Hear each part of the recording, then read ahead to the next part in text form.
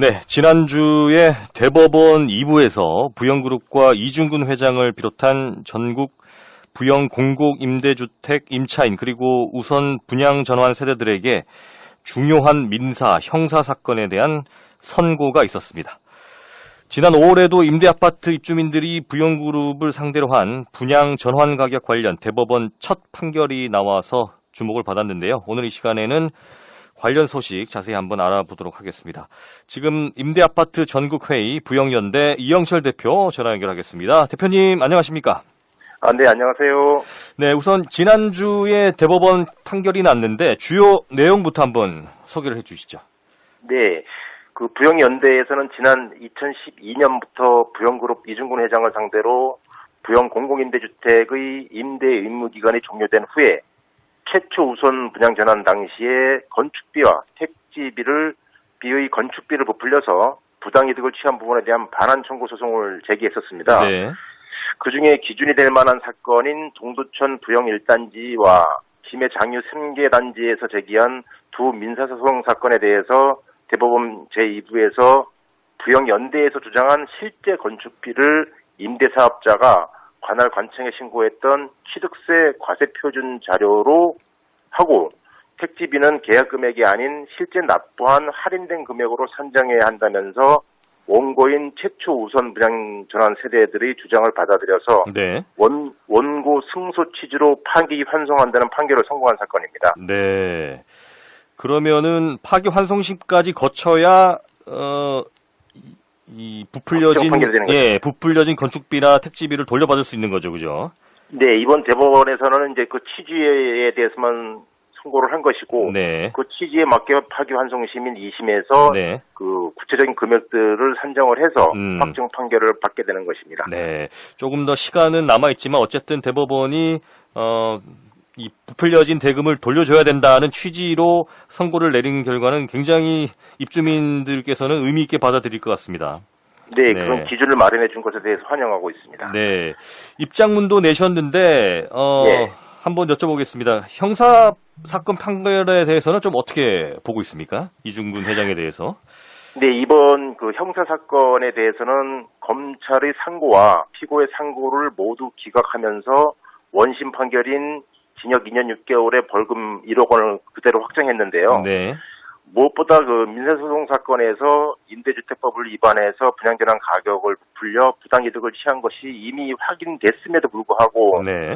임대주택 위반 혐의에 대해서는 2심의 무죄 판단을 그대로 인정을 해버렸습니다. 네네. 그래서 이런 것은 이제 검찰의 조사가 너무 형식적인 것이 아니었나 하는 생각이 들고요. 네.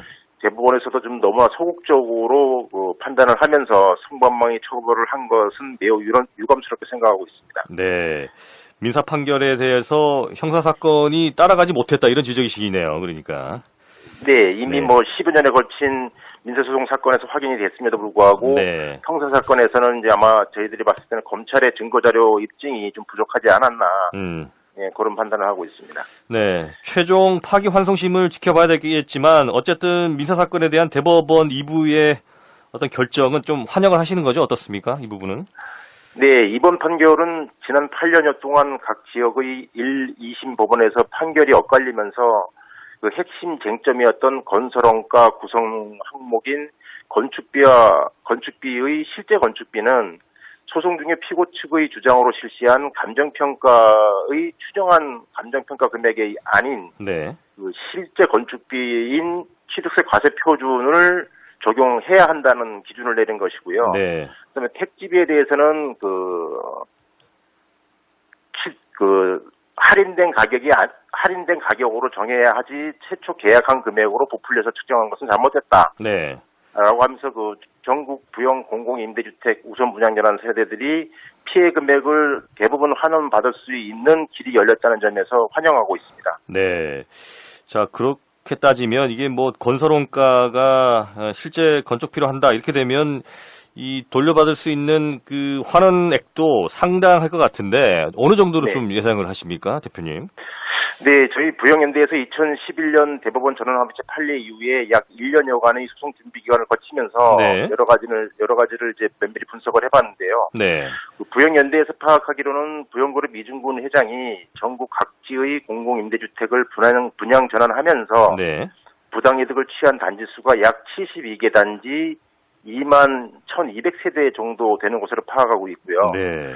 그 금액은 세대별로는 약 800만 원에서 많게는 2천만 원에까지 이르는 것으로 파악되고 있습니다. 네. 이렇게 봤을 때 전국적으로 총 약 2조 원대 소송으로 저희들은 보고 있습니다. 네. 자, 2조 원대 소송이기 때문에 부영 측에서도 이에 대한 대비를 할 것 같은데요. 어떻습니까? 네. 지금 청구 소송이 지금 어느 정도 진행이 되고 있는데 네. 지금 상황에 대해서도 좀 설명을 해주시죠. 그 부영 측에서는 27일 날 대법원 확정 판결 이후에 네. 아직도 그 형사 사건이나 민사 사건에 대한 판결에 대한 입장을 내지 못하고 있습니다. 네. 아마 큰 충격을 좀 받지 않았을까 이렇게 생각을 하고 있는데 네. 부영 측에서는 형사 사건 모두에 여러 법무법인을 대동을 하면서 네. 수십 명의 변호사들을 대동해서 소송전을 진행해 왔는데 네. 그렇게 한다손 치더라도 진실은 감출 수가 없다라고 생각이 됩니다. 네. 그래서 이번 대법원 2부에서 이런 형사 사건의 판결은 좀 아쉽지만 네. 민사 사건에서 전국적으로 전국 임차인들의 피해가 회복될 수 있는 길을 열어줬다는 것에 대해서는 네. 상당히 환영한다는 입장입니다. 네. 이게 지금 단지 수도 분양 전환한 게 굉장히 많군요. 그러니까 이게 소송 금액도 상당한 수준인데 72개 네. 단지면은 부영 측에서도 예상을 했을 것 같은데 이렇게 상황이 악화될 수 있다는 예상을 했을 것 같은데 좀 잘 이해가 되지 않네요. 이런 부분들은. 네. 그래서 이중근 회장은 거의 개인 그룹이다시피 해서 회사를 운영해 왔는데 네. 지난 2심 판결을 앞두고도 반성한다라고 언론에 얘기를 했지만 네. 반성의 기미는 보이지 않고 있고요. 네. 지금 구속되어 있지만 보석 신청을 계속 줄기차게 하고 있는 것으로 알고 있고 네. 어쨌든 이분 대법원 민사 2부에서 민사소송 사건에 대해서 확정 기준이 되는 판결을 선고한 만큼 네. 이제는 이것이 바뀔 수가 없는 사안이므로 네. 부영 이중근 회장의 어떤 반성과 자발적인 부당이득금 환원 조치가 우선적으로 좀 필요하지 않나 생각합니다. 네. 이게 재심으로 갈 수 있는 그런 상황은 아닌 거죠, 대표님? 그래서 대법원에서는 이제 법리에 대한 기준을 선고를 했기 때문에 네. 1, 2심에서는 그것은 바뀔 수가 없다고 알고 있습니다. 알겠습니다. 자, 지금 건설원가 산정 이외에도 현재 진행되고 있는 이 재판들의 다른 주요 쟁점들도 있습니까, 대표님? 어떻습니까? 네, 저희 부영연대가 2012년 7월 23일부터 이제 김해장유 부영 부차 아파트를 해서 초소송을 제기했고, 네. 2014년에 창원지방법원에서 첫 승소 판결을 받은 이후에 전국적으로 소송이 확산되었는데요. 네. 지금은 약 한 200여 건의 사건들이 1, 2심과 대법원에 계류 중인 것으로 알고 있습니다. 네. 예, 아직 남아있는 주요 쟁점 사안은 네. 대법원 2부 판결로 분양전환 가격 산정의 기준이 되는 건축비와 택지비에 대한 판례는 만들어졌다고 판단되고요. 네. 나머지 쟁점은 분양전환 이후 부당이득금을 청구할 수 있는 소멸시효가 몇 년이냐는 것인데요. 부영연대는 공공임대주택의 분양전환 계약과 관련된 사안이므로 상법에 의한 5년이 아니라 네. 민법에 정한 10년으로 적용해야 한다고 주장하고 있습니다. 네. 현재 그 사건은 대법원 민사 3부에서 심리 중에 있는데 네. 4년이 지나도록 아직 판결이 선고되지 않고 있거든요. 이게 전국 공공임대주택 우선 분양전환 세대들 중에서는 대법원 최종 판결을 보고 네. 소송을 제기하기 위해서 아직까지 소송에 참여하지 않은 세대들이 상당수 있는 것으로 알고 있습니다. 네. 네, 이 모든 세대들에게도 모두 부영이 취득한 부당이득금을 반환받을 수 있도록 하기 위해서는 네. 소멸시효가 민법에 의한 10년이 선고가 되어야 한다. 네.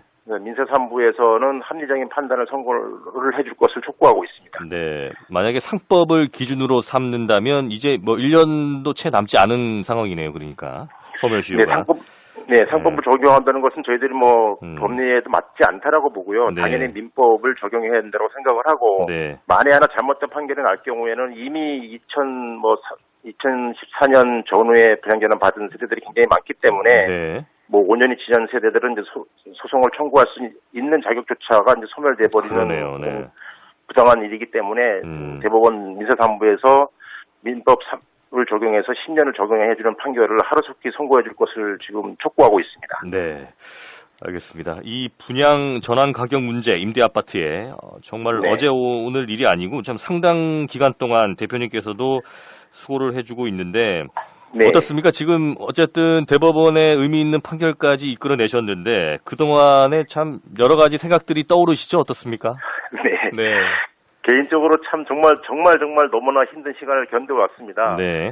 2007년도부터 이제 김해 장유 부영 구차 아파트의 분양 전환을 앞두고 임차인 대표회장을 맡아서 김해 지역 부영 임대 아파트 18개 단지 분양 전환을 해내는 과정에서 참 많이 힘들었는데요. 네.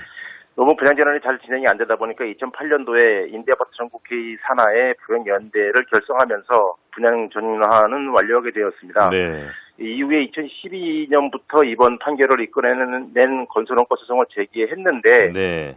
그 과정에서 소송 브로커들이 대거 개입을 해서 소송을 흐트리고 또 일부 소송 참여자분들께서는 소송 과정에서 1, 2심 판결이 조금씩 엇갈리게 나오자 이제 원망의 소리를 많이 좀 내서 힘들었고요. 네. 하지만 부영의 횡포를 뭐 이미 알고 있었기 때문에 포기할 수가 없었고 이번 소송의 근거가 된 대법원 전원합의체 판례를 이끌어내 주셨고 부영연대의 고문을 맡고 계신 김성원 변호사님과 창원법무법인의 정주석 변호사님과 김경수 사무장님 그리고 박훈 변호사님과 부영연대의 각 지역 대표자분들이 포기하지 않고 노력해 주셔서 여기까지 올 수 있었던 것 같습니다. 네. 자, 마지막으로 앞으로의 계획을 듣고 이 시간 좀 마치도록 하겠습니다, 대표님. 네, 이제 남은 파기환송심에서 오롯이 정확하게 부당이득금을 판정해서 모든 금액을 완벽하게 받아내는 것이 저희들의 목표이고요. 그 다음에 현재 1, 2심 사건과 대법원에 계류 중인 사건들이 건축비와 택지비에 대해서는 이번 판례를 준용한 판결을 해줄 것을 촉구하는 활동을 펼쳐나갈 것이고요. 네. 무엇보다 중요한 것은 대법원 3부에 계류 중인 청구 소멸시효를 민법 10년으로 적용해서 판결을 받아낼 수 있도록 소송에 참여해 주신 모든 임차인들께서 함께 동참해 주시길 부탁드리고 싶습니다. 네. 오늘 말씀은 여기까지 듣겠습니다. 고맙습니다, 대표님. 네, 감사합니다. 네. 지금까지 임대아파트 전국회의 부영연대 이영철 대표였습니다.